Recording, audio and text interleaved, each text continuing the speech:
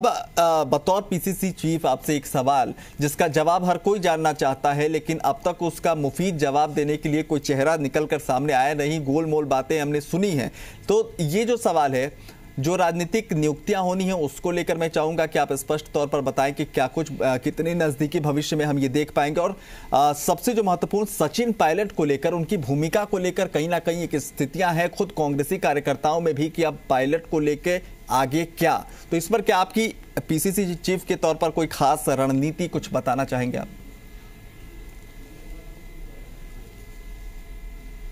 देखिए, राजस्थान में हम जो निर्दलीय साथी जो हमारे साथ हैं, प्लस कांग्रेस के साथी जो बसपा से कांग्रेस ज्वाइन कर चुके हैं, वो तमाम 123 लोग एकजुट हैं और हम सब लोग दिन रात मेहनत कर रहे हैं। कांग्रेस पार्टी का हम हिस्सा हैं, हम सरकार का हिस्सा हैं, जनता के बीच में रह रहे हैं, जनता के लिए काम कर रहे हैं। पीसीसी का जो नया गठन होना है वो ही जल्दी हम उम्मीद करते हैं दिसंबर के माह में अंत तक हो जावे।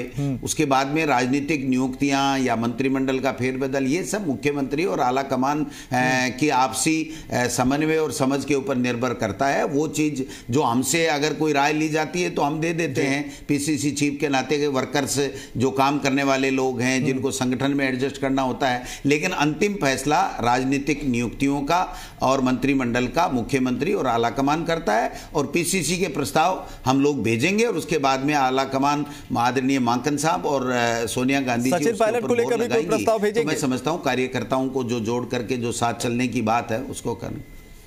आप देखिए, हम कौन भेजने वाले हैं जी? सचिन पायलट जी 6.5 साल मेरे से पहले अध्यक्ष रहे हैं। उन्होंने अच्छा एज ए अध्यक्ष अच्छा काम किया है। उप मुख्यमंत्री हमारे रहे हैं, आला कमान के काफी नजदीक हैं। हम सब साथ मिलकर के, सचिन पायलट जी, अशोक गहलोत जी, हम साथ मिलकर के काम कर रहे हैं। तो इसमें कहीं कोई किसी को संदेह नहीं होना चाहिए। भाजपा की मिली वो जो मनगढ़ंत बातें हैं कि वो भाजपा के लोग हमें दरार पैदा करना चाहते हैं, लेकिन ये बिल्कुल, चलिए, भाजपा दरार पैदा करना चाहती है, लेकिन हम यही चाहेंगे कि एकजुट होकर और जो स्थिर सरकार की परिकल्पना पूरे राजस्थान ने की थी, वो स्थिर सरकार आप लोग दे पाए। और एक बार फिर से बहुत बहुत शुभकामनाएं आप लोगों को 2 साल पूरे करने के लिए, और आने वाला जो वक्त है इसी तरह से जनहितकारी फैसले जो है हम देखते रहें लोगों के लिहाज से आपकी सरकार को लेकर। तो इसी की आकांक्षा हम लोग करते हैं। बहुत बहुत शुक्रिया वक्त देने के लिए डोटासरा साहब।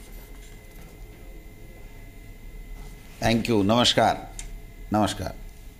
चलिए, तो इस बुलेटिन में